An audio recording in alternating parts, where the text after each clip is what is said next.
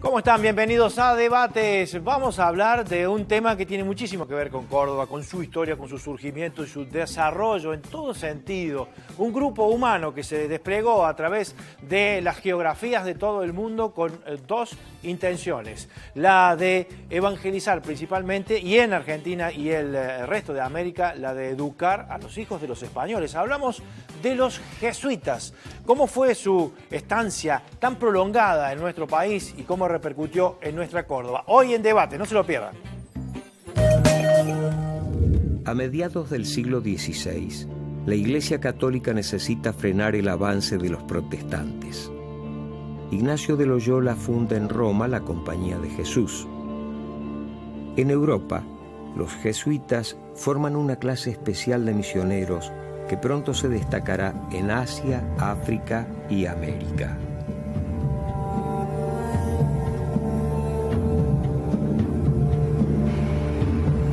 El primer lugar a donde llegan los jesuitas es a la Florida.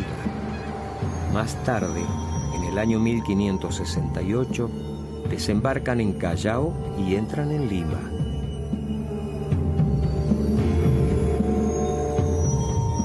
Los jesuitas se establecen en el Perú y desde allí se trasladan hacia la gobernación del Tucumán. La evangelización tendrá para la orden una importancia trascendental. Para fines del siglo XVI, los jesuitas tienen 3 provincias en América: la de México, Brasil y Perú. En el año 1604 se desprenden de la provincia del Perú 2 nuevas provincias, la de Nueva Granada al norte y la provincia jesuítica del Paraguay al sur.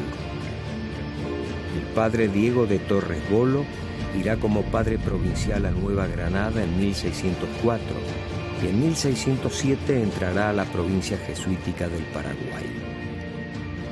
La impetuosa provincia jesuítica del Paraguay ocupa una extensa región de América del Sur, integrada por los actuales países de Chile, Argentina, Uruguay, Paraguay y parte de Brasil y Bolivia.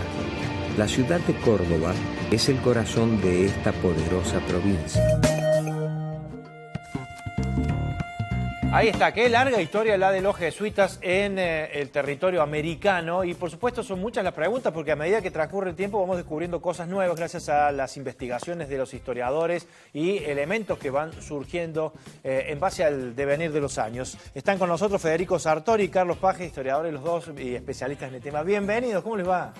Muy bien, muchas gracias. Qué temazo este de los jesuitas, ¿no? Porque, bueno, aparecen las noticias que somos patrimonio de la humanidad, de la UNESCO, que tenemos edificios muy valiosos, que tenemos una cultura muy afectada por la presencia de los jesuitas, pero en realidad el común de la gente es poco lo que sabe de ellos. Aquí veíamos cómo se fueron desparramando a lo largo de las geografías. ¿Con qué intención surge esta compañía de hombres que sale a conquistar el mundo de alguna manera? Carlos. Bueno, vos lo dijiste en la introducción. El apostolado jesuítico era evangelizar a través de llevar la palabra de Dios hacia los indígenas, sobre todo en América, y la educación. Eran los dos caminos más importantes que emprendieron en esta región, ¿no? Una región que era particularmente diferente a lo que había planeado San Ignacio en Europa, porque acá obviamente existían unas culturas originarias que eran totalmente diferentes. Fueron además un instrumento de la contrarreforma católica, ¿no? Una forma de entender el catolicismo de otro modo y evangelizar, como dice Carlos, de otro lugar, que incluso puede ser visto desde un punto de vista antropológico mucho más empático con las culturas propias de América, es lo que de algún modo les dio un cierto éxito en su objetivo de evangelización. Fueron cambiando, vamos a ir viendo el transcurso del tiempo aquí con los diferentes informes, pero fueron cambiando su objetivo a lo largo del tiempo, puede ser ajustándolo. No, nunca. ¿Sus métodos? Poco, pero es decir, ellos siguen las reglas de San Ignacio. ¿Qué les dijo en San cuanto Ignacio? a la evangelización y la educación? Bien. Que salgan a evangelizar. ¿Qué por todo el instrucciones mundo. llevaban? ¿Ellos podían, por ejemplo, usar la violencia en algún momento? No. No. No. En una época que se caracterizaba por la violencia, Mucha la esclavitud, violencia, la mucha conquista, violencia. ¿no? Sobre todo en la relación del europeo, ya sea el portugués o español, con el indígena, ¿no? Que el objetivo fundamental era esclavizarlos, a pesar de que los reyes estuvieran y sacaran leyes y todo lo que sea para defenderlos, en realidad los que vivían acá no lo hacían, ¿no? De ahí que se producen invasiones bandeirantes de parte de Portugal, pero también los mismos españoles, ¿no? A través de las encomiendas que van esclavizando a los indígenas.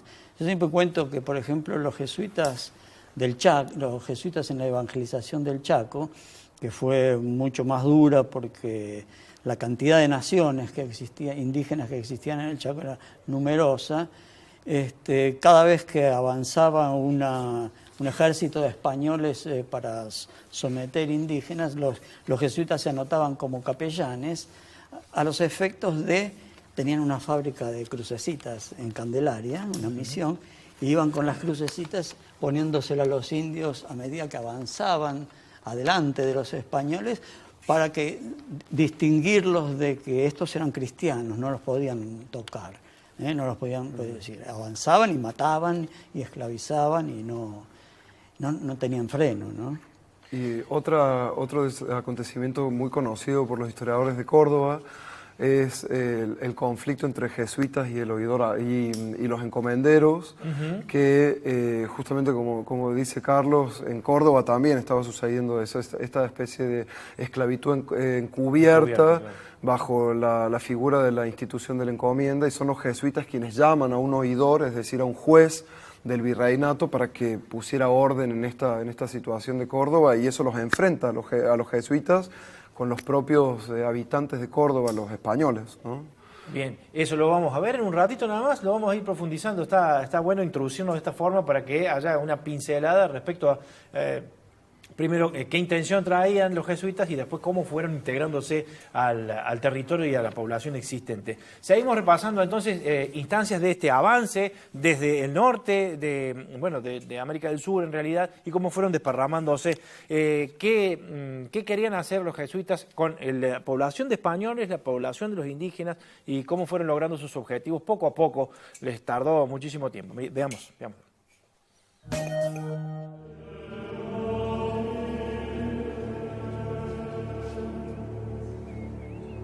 Los jesuitas dan sus primeros pasos en estas tierras. El imperio español necesita dominar a los indígenas. La mejor manera de lograrlo no son las armas, son los misioneros.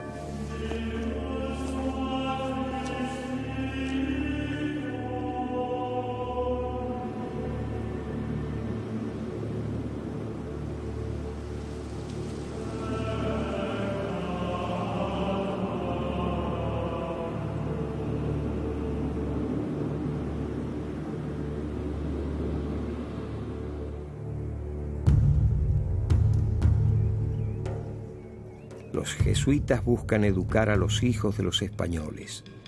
Con este objetivo fundarán colegios en todas las ciudades. En Córdoba crean el Colegio Mayor o Universidad.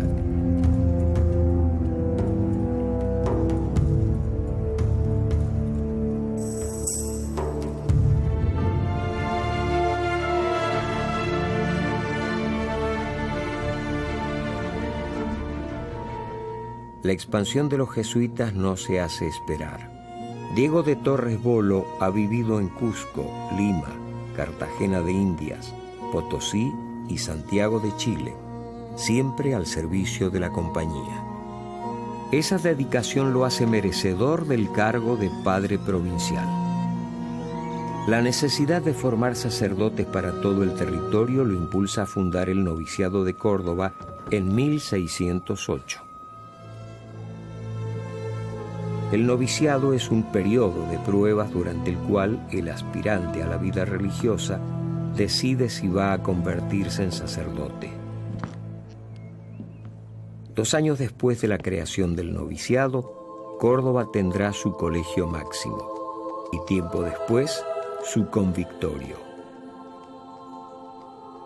Esto será de vital importancia para toda la provincia jesuítica del Paraguay.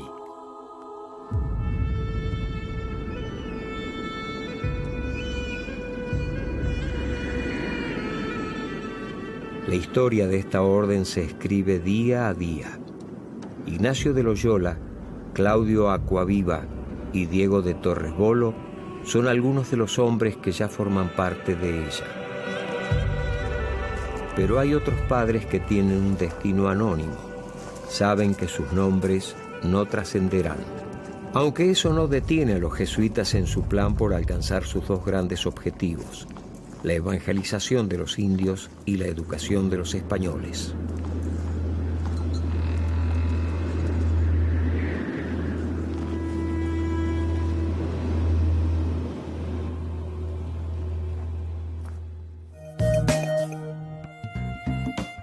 Y aquí vemos, Federico, que Córdoba se transforma en el epicentro de esa provincia del Paraguay que se le denominaba, ¿no? Claro, ellos toman a Córdoba como el centro de operaciones de todo este territorio, y es por eso que en Córdoba establecen el Colegio Máximo, que es el lugar a donde forman a futuros jesuitas.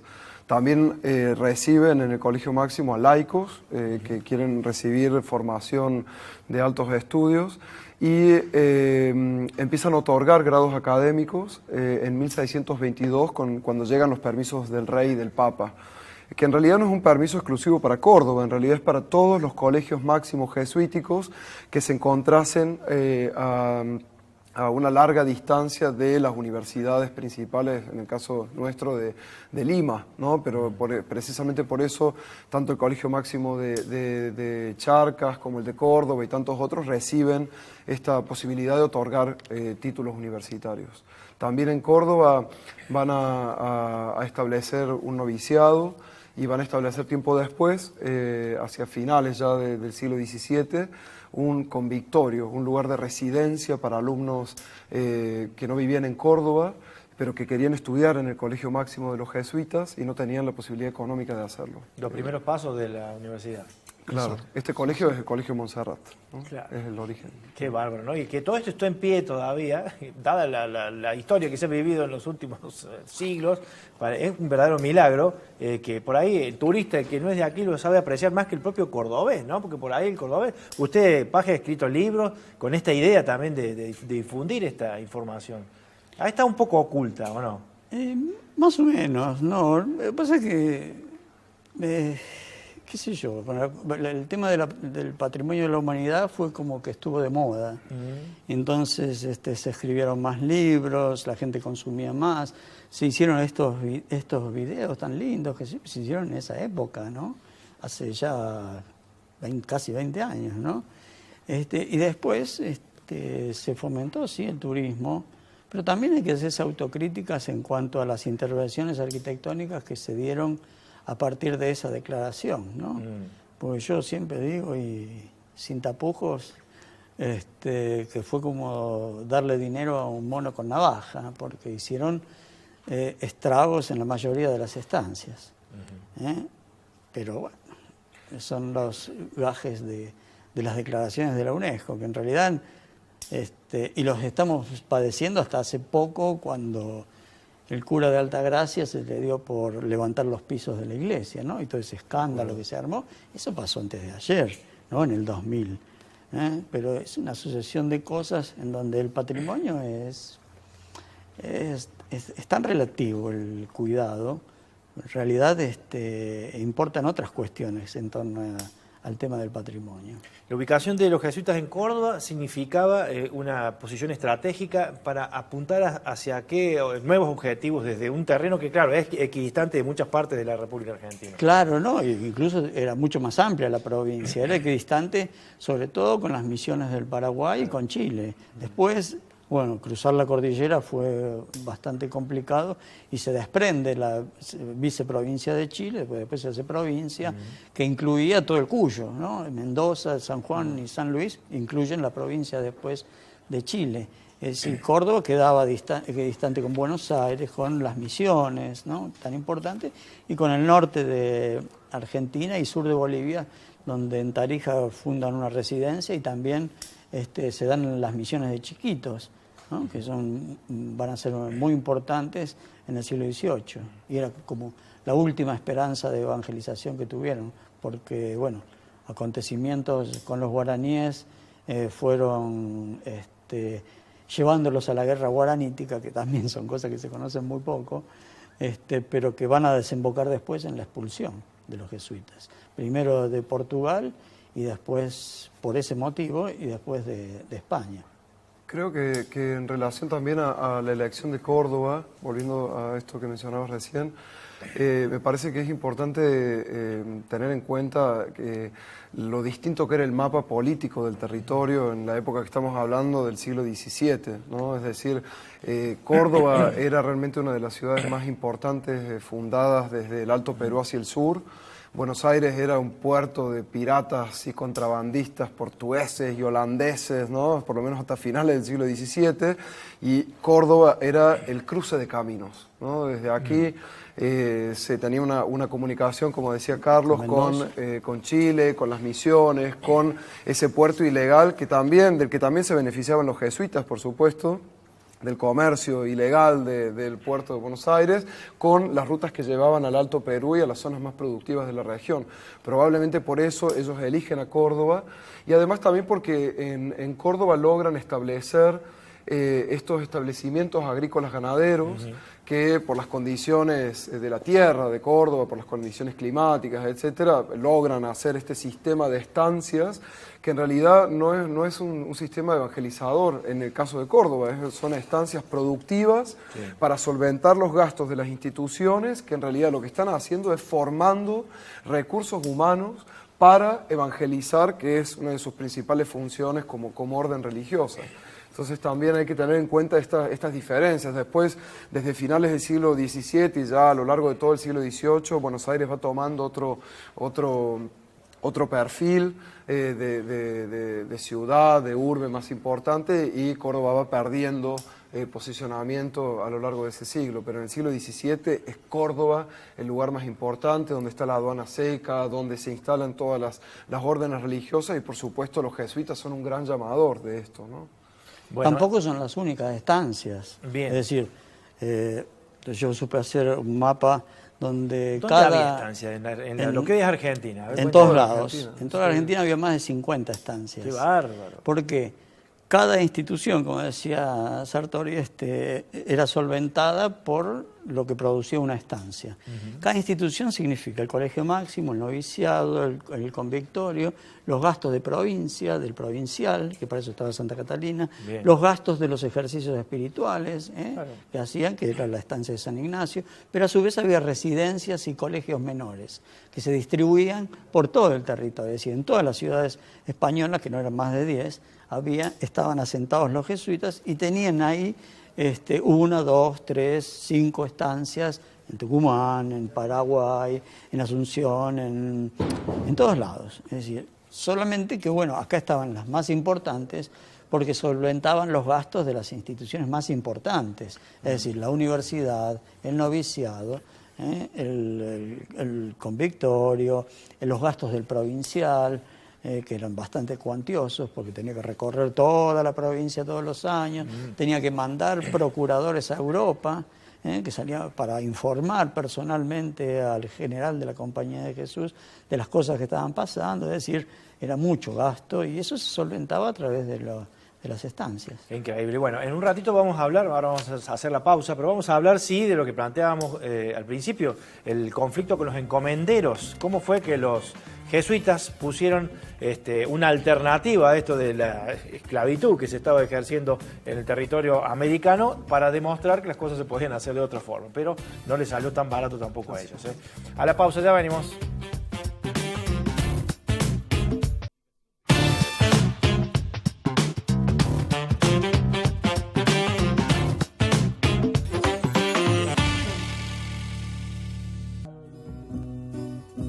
La encomienda fue una institución característica de la colonización española de América. El español o encomendero explotaba a los indígenas con el objeto de percibir los tributos que debían pagar los indios a la corona por su condición de súbditos del rey. Descontentos con los frutos anuales de estos trabajos, los encomenderos impusieron un nuevo y denigrante negocio: el servicio personal, por el cual los indígenas, con sus mujeres y sus hijos, tenían la obligación de trabajar para el encomendero. Esto significó la esclavitud de toda una raza. Los jesuitas se opusieron con firmeza a estos abusos y condenaron el servicio personal argumentando que constituía la principal causa de ruina en las Indias. En una medida sin precedentes en las colonias, los sacerdotes les ofrecieron a los indios la posibilidad de un contrato justo por el trabajo que realizan. Sus prédicas en contra del servicio personal les ganaron muchos enemigos entre los encomenderos y las autoridades. Estas últimas retiraron el apoyo económico que la compañía necesitaba para mantener a sus padres y novicios, que eran cada vez más numerosos.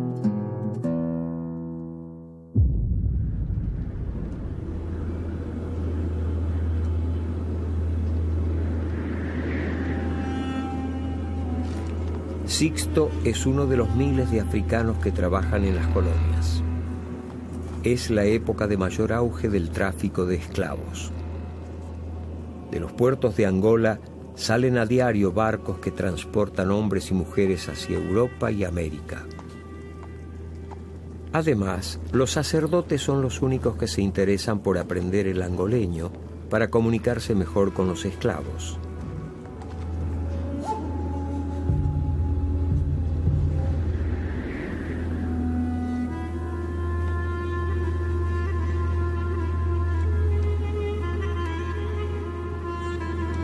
Años más tarde, para financiar sus colegios en medio de la pelea con los encomenderos, los jesuitas crean sus estancias, que se extenderán por enormes y casi desconocidos territorios para convertirse en un fértil sistema económico. Esto será posible, en gran parte, gracias a la infatigable mano de obra africana.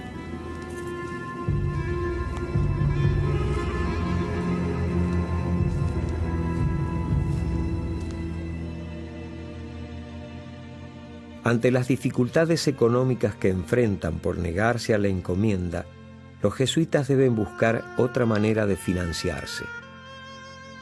Encontrarán la solución fuera de la ciudad. Los jesuitas adquirían estancias pobres y de escasa producción y las modificaban por completo. La compañía compró la estancia de Colonia Carolla en 1616. Fue la primera que tuvo en Córdoba. Los padres eran hombres con amplio conocimiento de filosofía y teología, pero también les interesaban otras áreas del saber. Aquí en Córdoba desarrollaron habilidades como carpinteros, herreros y maestros de obra. La estancia fue administrada durante varias décadas por el padre Ignacio Duarte Quirós, que generosamente la donó a la compañía.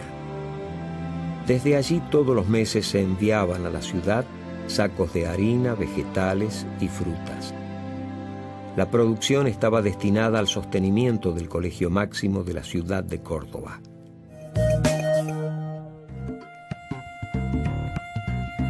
Ahí está, el enfrentamiento con los encomenderos hacen que los jesuitas tomen otra actitud, sobre todo en materia económica, porque les cortaron los aportes para las misiones y dijeron, bueno, vamos a producir por nuestra propia cuenta, un gran desafío, ¿no?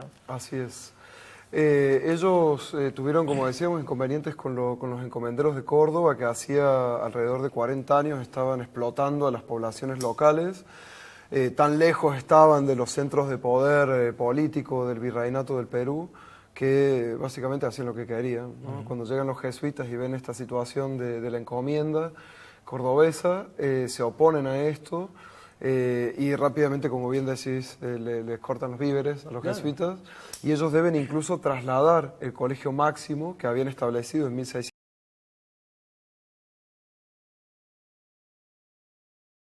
durante un año, porque no tienen ni siquiera dinero para solventar los gastos de los estudiantes en Córdoba. Llaman a través de cartas de Diego de Torres con los oidores o jueces de la audiencia de Charcas a que vengan a ver qué estaba pasando en Córdoba. llega el oidor Alfaro, que un dato no menor que hablábamos fuera de cámara, que el oidor Alfaro era el padre de un jesuita instalado en el Paraguay, el padre Diego de Alfaro, que además era comisario de la Inquisición, también tenía ese otro cargo. Claro. Eso es otro tema interesante, el vínculo entre los jesuitas y la Inquisición, que corre por temas distintos de los que uno habitualmente podría pensar, ¿no? Pero en relación a la encomienda, finalmente con las visitas del oidor Alfaro, la situación más o menos en pareja, pero los jesuitas ya, como bien decís, al volver tienen este otro proyecto de autofinanciarse a través de las estancias, algunas de las cuales compran, otras reciben en donación. Primeramente, el trabajo es bastante lento hasta que finalmente se instalan como verdaderos núcleos productivos, que van además a ser un motor productivo para toda la región, no solamente para la orden. Y algo que también hablábamos fuera de cámara, que me parece importante y que se mencionaba en el video, es la mano de obra esclava. Los jesuitas protegían mucho a la población indígena local, pero utilizaban la mano de obra esclavizada, africana, igual que las otras órdenes e igual que los particulares. Estas estancias jesuíticas de Córdoba fueron estas bellísimas iglesias que se han conservado, incluso los edificios en la ciudad, fueron levantados por mano de obra esclavizada, ¿no? Cientos, además, en cada una de las estancias. En plena época de tráfico de esclavos en todo el mundo, ¿no? Siendo que Córdoba estaba bastante lejos de los puertos, pero llegaban acá. Pero, como decíamos, era el cruce de caminos y muchos esclavos que entraban por el puerto de Buenos Aires, se legitimaba su situación en Córdoba, ¿no? Y eso que Córdoba, paso de caminos, había un mayor control, porque en Asunción, por ejemplo, era casi nulo, ¿no? De ahí que los jesuitas y los encomenderos tuvieran enfrentamientos muy grandes. De hecho, 4 veces los expulsan los asunceños, entre ellos el obispo Cárdenas, que llegó a tomar el gobierno por poder, hizo incendiar la iglesia de los desocupar, expulsar e incendiar la iglesia de los jesuitas, que es uno de los hechos únicos en la historia de la Iglesia Católica, ¿no? Que un obispo incendia una iglesia. Pero ese conflicto en encomenderos jesuitas va a estar siempre, porque es una cuestión que pasaba por el tema del poder económico. Qué increíble, cómo el poder económico moviliza y genera guerras y conflictos de todo tipo en cualquier época de la historia de la humanidad, ¿no? En ese territorio de las misiones guaraníticas, que también son bien conocidas, San Ignacio Miní, de la que está hablando Carlos, tenían esos dos frentes, ¿no? Por un lado los encomenderos y por otro los bandeirantes paulistas que bajaban de Sao Paulo, esos ejércitos privados que llegaban a las misiones a capturar y a esclavizar a los indios, porque hasta principios del siglo XVII Portugal tenía una visión distinta del indio, lo consideraba esclavo, ¿no? Entonces estos bandeirantes llegaban a este territorio del Gran Paraguay a esclavizar, a capturar y esclavizar a los... Con la complicidad española, obviamente, que al final terminan entregando toda una especie de provincia, que era el Guairá, a manos de los portugueses, y así fueron avanzando, ¿no? A través del tiempo. Brasil, desde el siglo XVII, XVI, sobre las fronteras españolas, ¿no? Que poco cuidaban. Y a veces las reducciones servían justamente para poner un límite a esa frontera e incluso utilizar a los mismos indígenas como ejércitos. El ejército de España eran los guaraníes contra la frontera portuguesa. Vamos a ver ahora cómo, pese a todas estas adversidades, los jesuitas buscaban las maneras de continuar hasta donde pudieron, utilizando la imaginación, la fuerza de voluntad y también el conocimiento. A ver.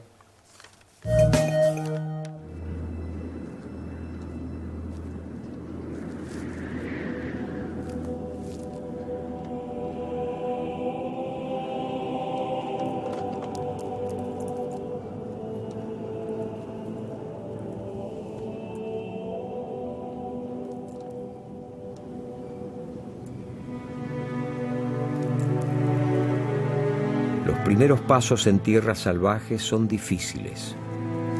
Algunos sacerdotes de la compañía han sido asesinados durante sus viajes misionales. Los jesuitas siguen adelante, recorren el interior de la provincia. Creen que es posible el entendimiento con otras culturas en cualquier lugar del mundo. El objetivo siempre es el mismo: llevar la palabra de Dios, ser la luz para el mundo.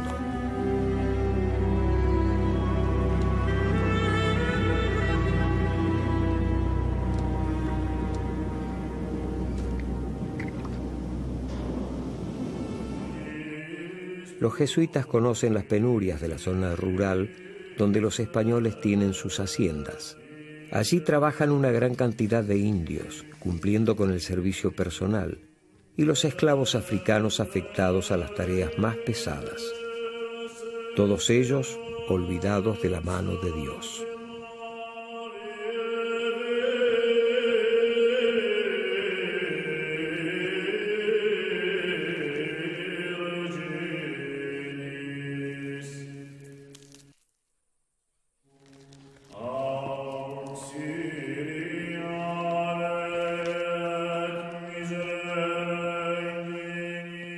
Los jesuitas confiesan a los enfermos, asisten a los moribundos y enseñan a los indios y a los morenos para poder bautizarlos.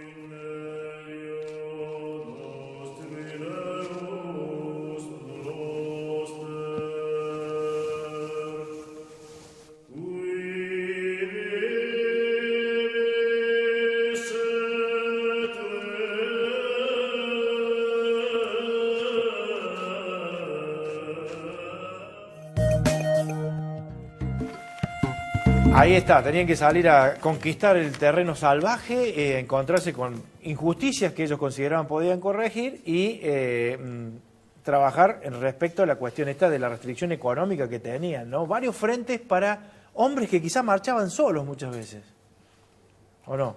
Sí, porque era un ejército que se dispersaban, ¿no? Siempre por lo sí, menos iban de a dos. Bueno. Y bueno, No es y lo pasaban, hay muchísimos relatos de lo que de las cosas que enfrentaban. Vos imaginate que en un territorio que no había nada, solo indios desconfiados, tampoco eran tan belicosos, pero totalmente desconfiados de estos tipos raros. Claro.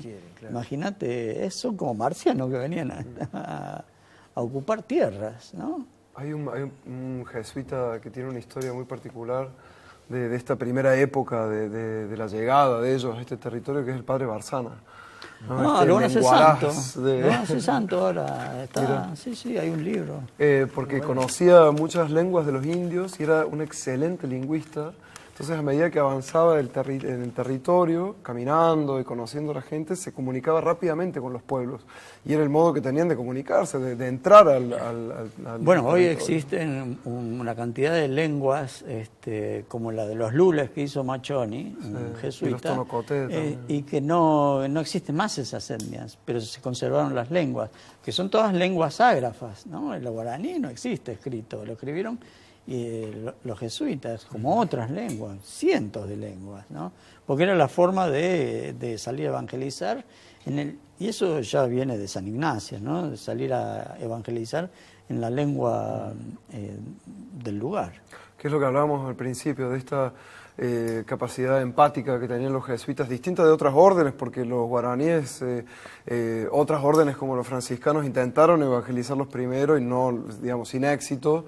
Y uno piensa, ¿por qué sí los jesuitas? Y bueno, los jesuitas buscaban modos de vincularse de una manera pacífica con ellos y encontrar puntos de contacto incluso religiosos, ¿no? Pero, por ejemplo, en el caso de los guaraníes, el contacto más extraordinario que se produce en términos culturales es la música, ¿no? Ellos se dan cuenta que los guaraníes son muy propensos a la música y entonces llaman a luthiers, a músicos, jesuitas y empiezan a establecer un contacto que es primero cultural, ¿no? Y después religioso. Eso me parece muy interesante. Aprendían los unos de los otros. Claro. Sí, sin duda. Claro, y volviendo al tema de los africanos esclavizados, sí. De hecho eran mucho más valiosos los esclavos de los jesuitas porque seguro tenían un oficio, ¿no? Cuando se los expulsa a los jesuitas eran muy codiciados. De hecho, son las primeras cosas que se venden, ¿no? Es decir, los esclavos se venden, los esclavos producen una rebelión en contra de esas ventas, ya con los jesuitas exiliados, y bueno, era porque el trato que le daban no era el mismo que el de los españoles, ¿no? Los jesuitas le daban un trato mejor a los esclavos. Claro, de hecho, vos fíjate. Aún siendo esclavos. Dentro de lo terrible que significa la esclavitud humana, ¿no? Pero fíjate, por ejemplo, el hábitat de un esclavo que hoy en la estancia de Santa Catalina está lo que es despectivamente se le dice ranchería, ¿no? Pero ese conjunto habitacional, fíjate la calidad constructiva que tiene, con paredes de piedra, ladrillo, tejas y hasta inclusive un portal de ingreso barroco, te da una idea del modo de vida que tenían. Y bueno, y después en las aptitudes en la construcción, en la herrería, en la carpintería. No separaban las familias tampoco. Por supuesto que no, que estaban totalmente evangelizados. Ellos se bautizaban, hacían la comunión, la confirmación, los matrimonios, no se separaban. Cuando vino la expulsión, ellos no les importaba vender a un hijo y a otra familia, ¿no? Por eso se rebelan incluso. En el mismo contexto de Córdoba, en donde se ha estudiado que, por ejemplo, para el siglo XVIII, una edad promedio de venta de una esclava era de 3 a 5 años, de un esclavo niño, ¿no? Entonces eso, los jesuitas, por lo menos, digamos, dentro de como decimos, del contexto terrible de la esclavitud que ellos también propiciaban, tenían con los esclavos una actitud distinta, ¿no?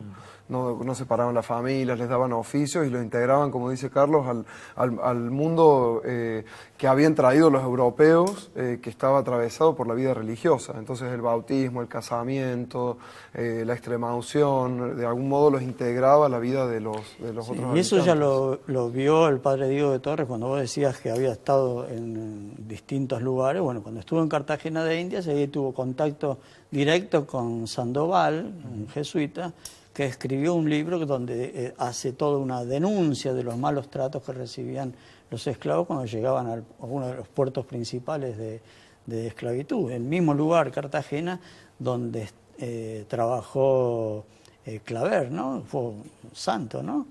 Es decir, Diego de Torres ya vino con esa idea de crear el Ministerio de Negros, como le llamaron, donde, bueno, específicamente se doctrinaba a los africanos igual que a los españoles. De hecho, las iglesias de las estancias eran iglesias para uso exclusivo de los esclavos. No es que venían españoles que vivían cerca, nadie vivía cerca, Era muy grande, muy extenso el territorio. Cuando vemos Santa Catalina, qué hermosa iglesia, qué sé yo, eso era el lugar de los africanos, esclavos.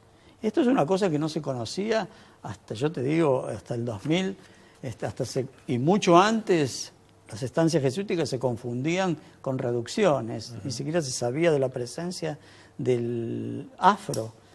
Después, que está entre nosotros, hay que decir, porque también hay una Córdoba negra que se ha diluido entre la población cordobesa.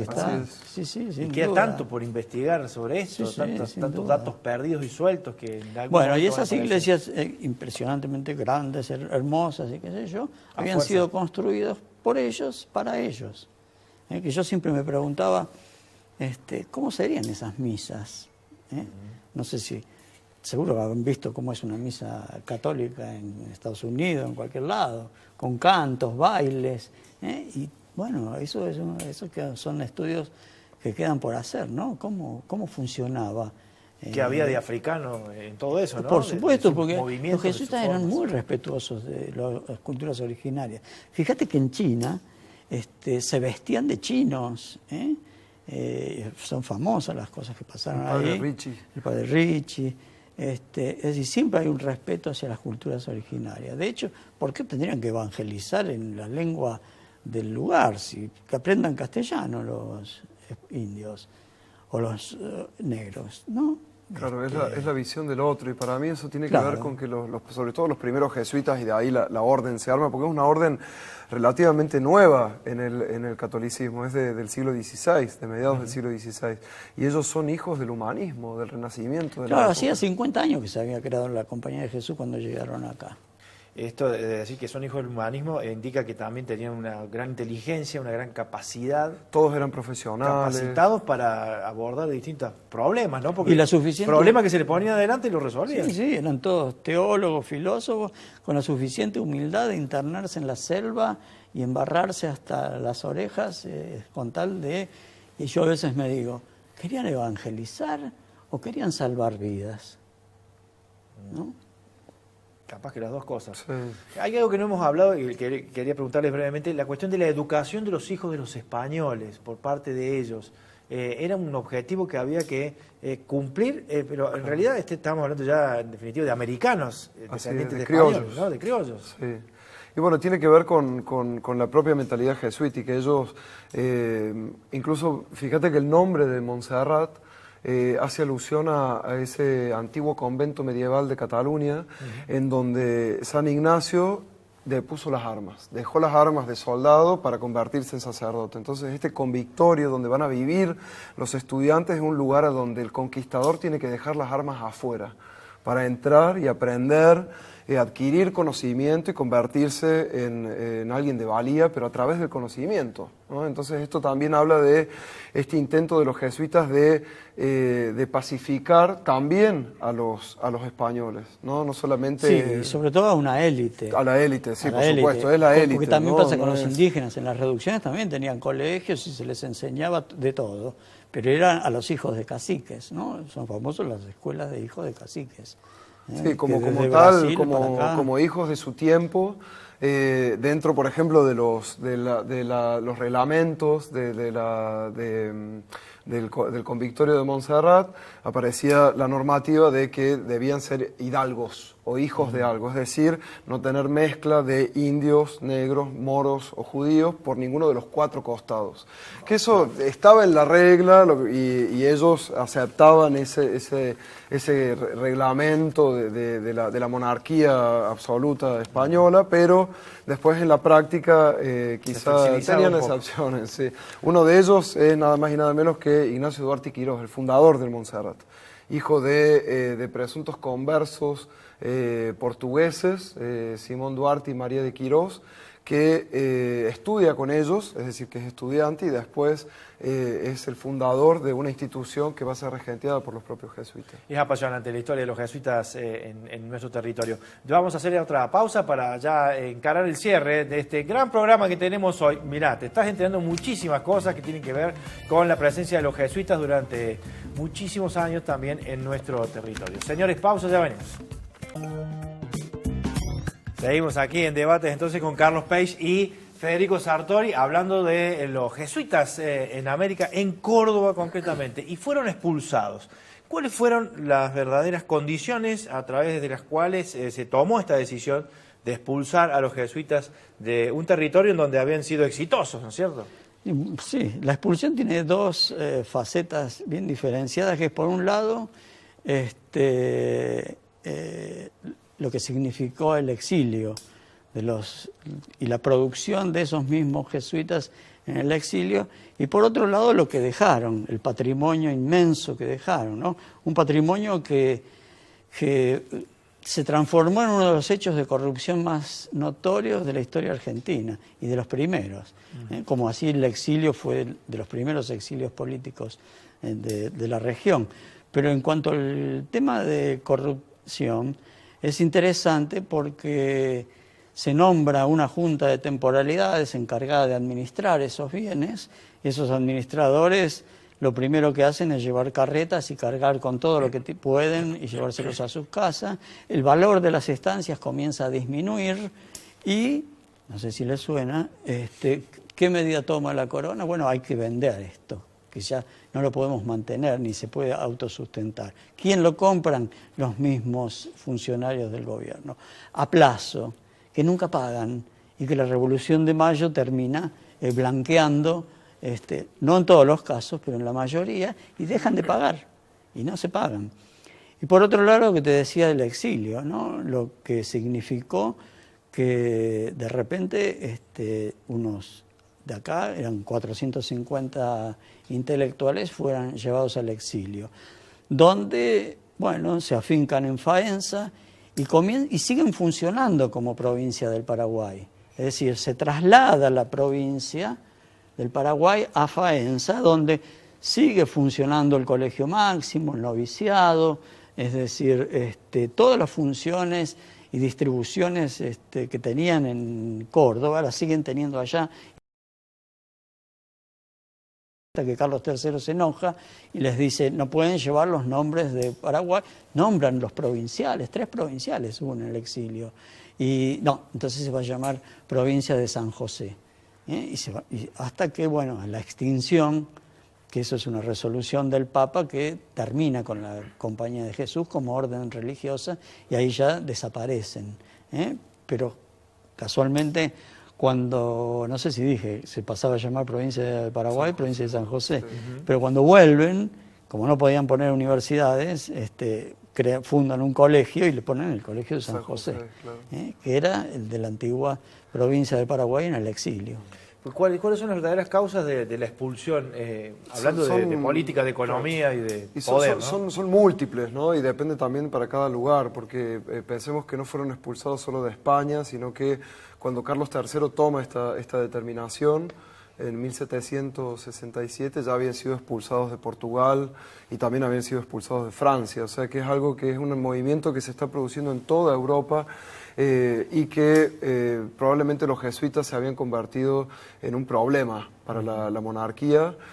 Problema que tiene que ver con haberse convertido casi en un estado dentro de otro estado. El caso paradigmático son las misiones guaraníticas, pero hay otros también alrededor del mundo. El poder económico. El poder económico, eran los bancos, ¿no? Imagínate que las estancias jesuíticas eran, nadie tenía eso. No había capitales para comprarlas después de la expulsión. Era un gran botín. Era un botín, lo que producían era la envidia del resto. Estos llevaban cientos de mulas. Mirá, fíjate lo que hacían. La gran producción de las estancias eran las mulas. Era el negocio del momento. No existía la patria financiera ni nada de eso. Eran las mulas. Las llevaban a Salta y esperaban ahí hasta... ¿Quién las compraba? Los peruanos. Entonces las dejaban en sus estancias del colegio de Salta a que engordaran y que los peruanos necesitaran...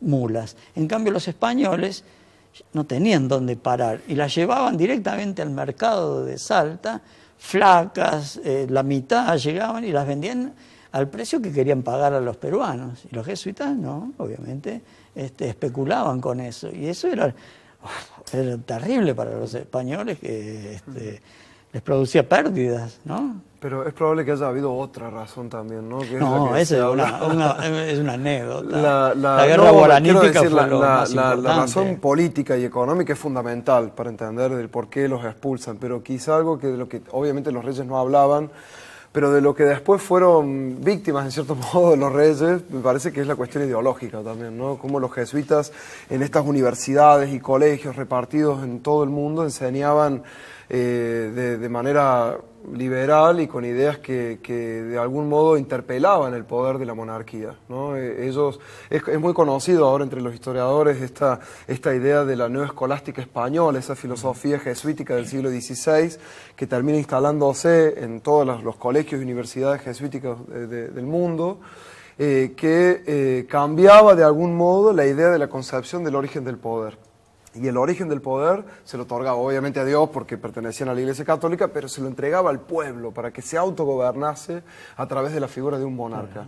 Y eso es de algún modo el argumento que utilizaron los revolucionarios de mayo de 1810 al momento de utilizar lo que se conoce como la máscara de Fernando VII, ¿no? Es decir, nosotros te guardamos el poder porque en realidad como el rey está preso, el poder vuelve al pueblo, ¿no? De hecho, la expulsión de Portugal se hace por regicidio. Es decir, los acusan a los jesuitas de querer matar al rey. Esto es una anécdota muy interesante, muy linda, pero el tema era ese, que habían cambiado, es decir, habían dado autoridad al pueblo como para que el pueblo se pudiera levantar frente a la monarquía cuando fuera tirana, ¿no? Verdaderos revolucionarios, hay que decir. Eso causaba...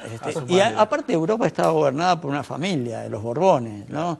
Así que estaba todo perfectamente armado. Incluso la extinción de la Compañía de Jesús, es decir, primero es la expulsión y después la extinción pontificia, eso fue por un lobby que hace Carlos III con sus embajadores, con un papa, a cambio de que le devuelvan unas tierras en Aviñón, qué sé yo, al embajador lo nombran conde después de Florida Blanca, es decir, fueron todos manejos... Trucos de la política. Claro, Sí, porque sí. la monarquía estaba en jaque, ¿no? Pensemos que poco tiempo después de la expulsión de los jesuitas se produce la Revolución Francesa con la decapitación de los reyes, ¿no? O sea que hay algo... Un contexto preocupante. Que no podían tapar el sol con las manos los reyes, y los jesuitas pensaron que con la expulsión de los jesuitas eso se iba a terminar de algún modo y era algo Claro, imparable, ¿no? la expulsión de Francia se produce, los acusan a los jesuitas por... La isla de Martinica, ¿no? Sí, por, ¿cómo se llama? Malversación de fondos o corrupción o no sé qué. Todos son inventos, ¿no? En la expulsión de España se ha traído el motín de Esquilache, que fue un motín porque el ministro de Economía había subido el precio del pan por las nubes y entonces había mucha pobreza, Carlos III es el rey de las grandes obras, en Madrid, qué sé yo, pero había mucha pobreza.